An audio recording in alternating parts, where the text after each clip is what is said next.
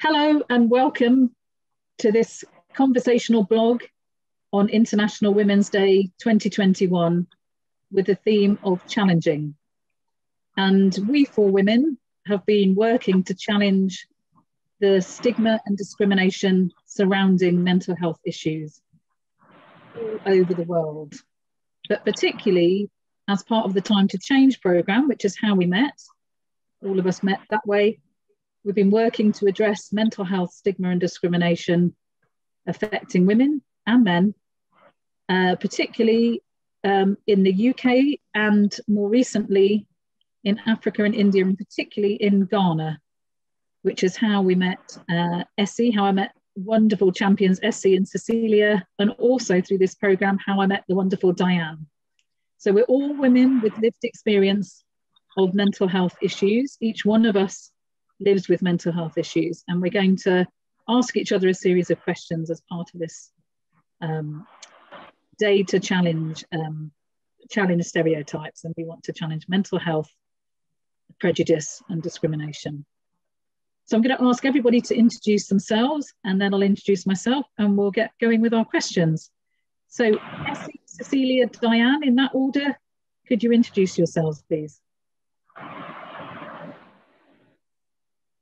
Okay, so my name is Esenamdra. I live in Ghana and I'm the project coordinator for Mental Health Society of Ghana. I'm a former champion for Time to Change. Thank you. Thank you. My name is Cecilia Fofo Ashale. I also do work with Basic Needs Ghana as a program assistant, and also a proud champion of Time to Change. I also live with a condition called bipolar affective disorder. Thank you. Thank you, Cecilia. And my name's Diane Kingston. I'm a global technical lead on disability inclusion and mainstreaming with the organisation Sightsavers based in the UK. And we have a lovely project that I'm part of in Ghana, which I'll speak about later. And I'm Sue Baker. Until recently, I was the director of Time to Change Global, which was a 2.5-year project to tackle mental health stigma and discrimination in 4 locations in East and West Africa, including Ghana, and in southern India in rural Dodabalapur. The origins of the work were from the anti-stigma and discrimination programme called Time to Change, running in England for the last 15 years, which sadly too is coming to a close at the end of March. But our work is all about building up the confidence and skills of those of us with mental health problems to tackle stigma, and for our NGO partners and communities to do the same. And what we're going to do is explore the impact of stigma and discrimination on our lives and how we're working as women, as many women around the world are, to tackle these outdated and damaging stereotypes. So without further ado, I think we're going to get into the interviews. We're going to take it in turns to sort of interview each other. So my first question is to Cecilia, who you have given so many standout testimonies, so many places where you've told your story. So as today's theme for International Women's Day is about choosing to challenge, and we're challenging mental health stigma, what motivated you to do the amazing work that you've been doing to tackle stigma and discrimination in Accra, in Ghana? Thank you so much, Sue. I would say that being diagnosed with a mental health condition gave me a different idea when it comes to mental health challenges. And I realized that there is so much to do in terms of combating stigma and discrimination attached to persons living with the condition.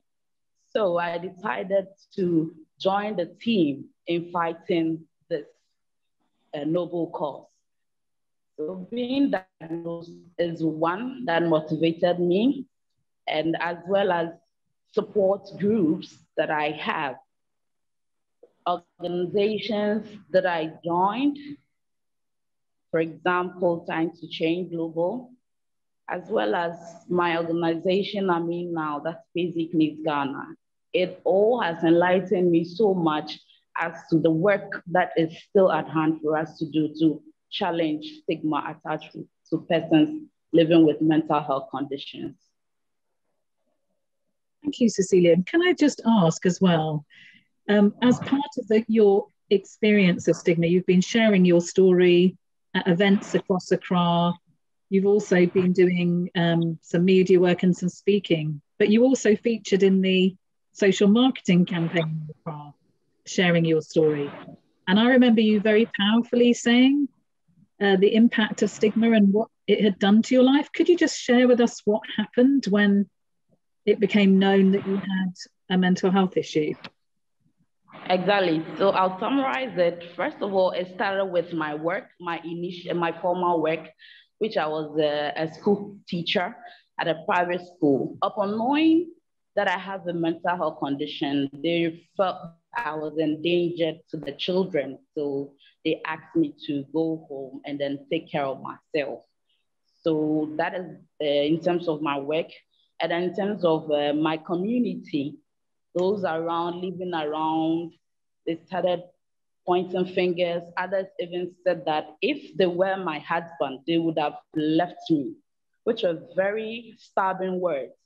And even down to my very close friends, some even called me names like I'm cursed.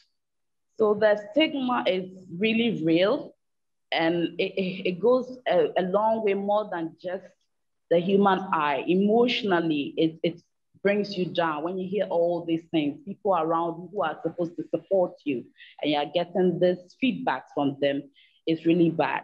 So upon knowing that there's an opportunity to turn tables around, I quickly took that opportunity.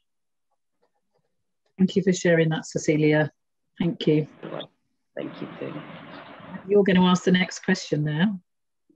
So the next question I would love to ask, AC, hello. So I would want to know, AC, with all this going on, how has this affected you as a woman in Ghana? And we know you're a young woman who also has mental health issues. So how has this affected you in terms of being undermined as a worker? I know you're a YouTuber, all these areas. How has this affected you? Okay, so I got diagnosed with a mental health condition called bipolar disorder in 2015. So I have been living well and managing my condition until 2019, when I decided to disclose to my boss that I had a mental health condition. I was fired.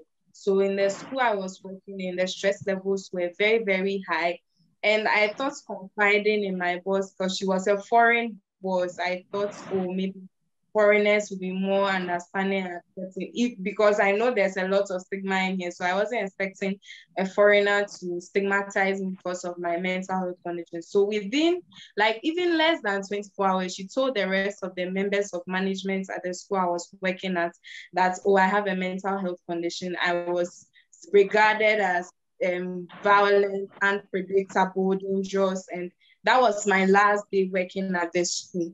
And so when it comes to stigma in Ghana, it's very, very real. People don't realize that mental health conditions are like physical conditions. And I always try to see that probably if they found out that I had diabetes or maybe hypertension, I wouldn't have been fired. But because I said I have a mental health condition, that's where everybody's afraid. And most of the time, people stigmatize here because of ignorance. There's not much education about mental health over here.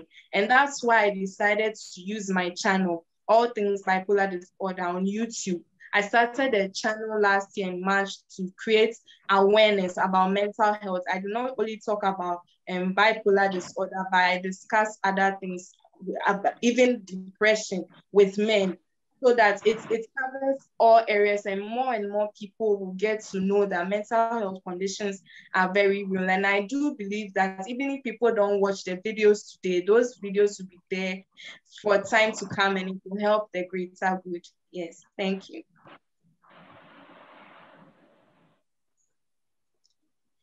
Okay, so it's my Yeah, so my question goes to Diane. Diane, are you there? Yeah. Yeah, so Diane, I just want to ask you, how do you think the negative stereotypes of mental health issues impact women? Yeah, that's a really good question, Essie. And actually, it's kind of like two questions in one, because negative stereotypes of mental health is one aspect. And then you also have negative gender stereotypes. Yeah. So, for example, women have been disproportionately affected by gender-based violence, especially if they don't conform to what's expected of them as a woman. And as a mother. And in turn, this violence can affect their mental health.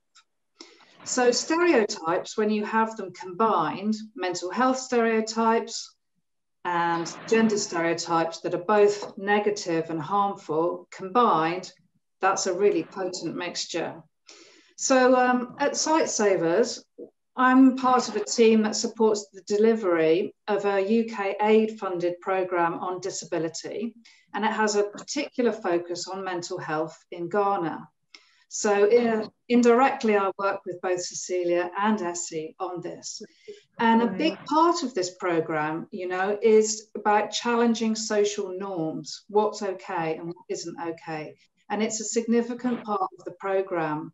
Why? Well, social norms in the UK, for example, stemming from Victorian times, like a long time ago, women could be categorised as mad or sad or bad if they didn't conform to their gender norms then.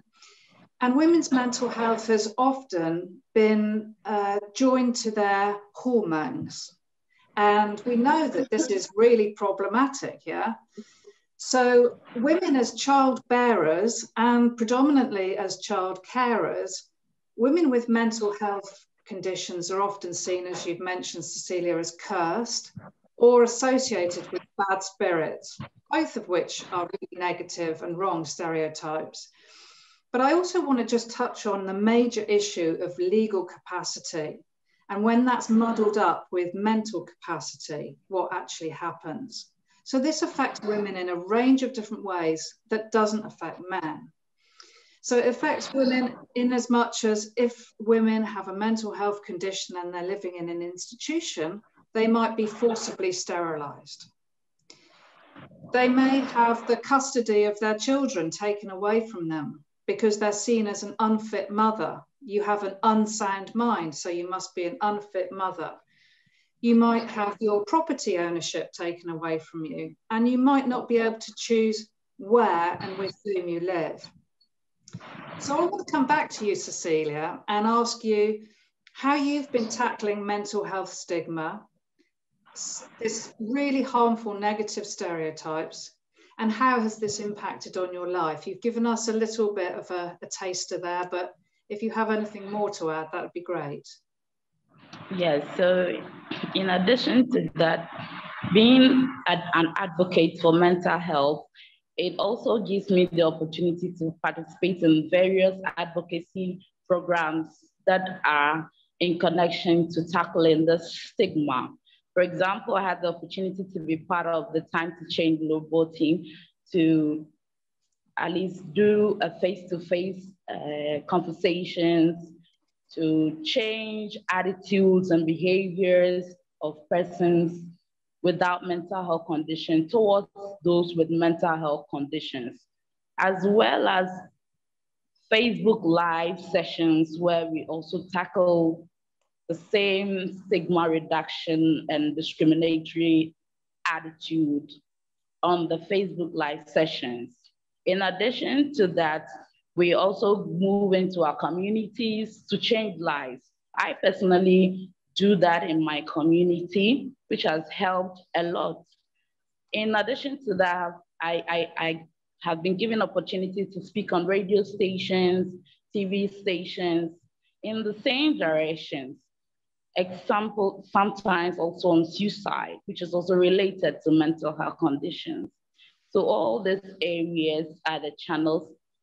And then particularly or presently, being part of Basic Needs Ghana, a team that is into influencing policies with regards to persons with mental health conditions, trying as much as possible to make their lives a better one, for them to access their basic rights and their basic needs.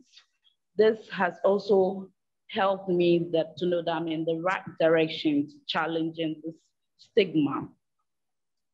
Also, personally, from being part of the Time to Change program now, some of those in my communities now have a different attitude. So I would say, even if you've not been able to change the mindset nationally, on my part, my friends, some of them have a different attitude towards mental health conditions, to the extent that one of my friends, the mother called me to let me know that their son also is going through a similar condition. What can they do? I said, this is heading towards the right direction. Means they know that if you have a mental health condition, that is not the end of your life. You can get help, you can get better. So not being a professional psychiatrist or a psychologist, I direct them to the various psychiatric hospitals that we have, as well as others who have come to me for help, and I direct them to the various necessary professionals, the various professionals in terms of that. So I think this is really going to the right direction, and I'm happy to be part of it. In addition to that, being a programs assistant at Basic Needs, I also get the opportunity to participate in different projects. For example, the Ghana Somubi Dwumadie, the maternal mental health, all those things are channeled to persons living with mental health conditions, which is a great idea. And I'm very happy to be part of that programs.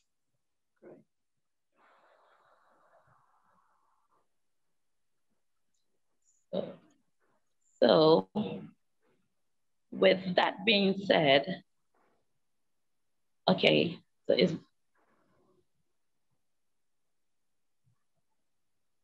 yes, I think Sue. Yes, I'm ready.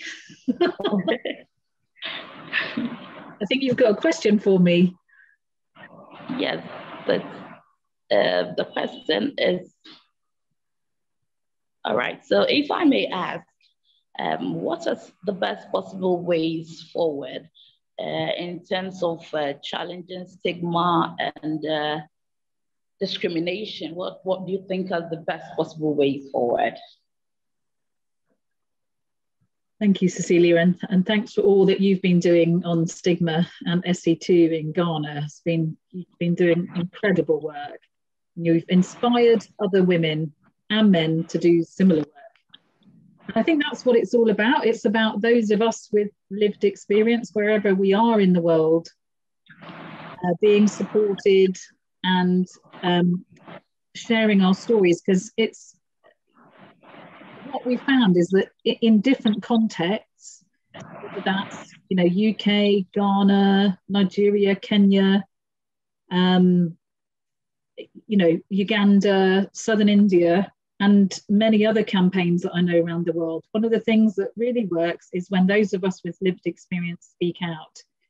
And we put a human face on an issue that people don't understand, and people either think we're mad, bad, sad and dangerous to know, just like you and Essie experienced when you lost your jobs, or they just think our lives are over and we're thrown on the scrap heap. So we need to speak out to change those stereotypes. We're human beings, we parent, we work, we love, we're good friends, we're good daughters, we're good sisters, and we're positive members of our community. But we need to show that to counter that negative stereotype, which in most of our cultures has been around for generations or for as long as anyone can remember.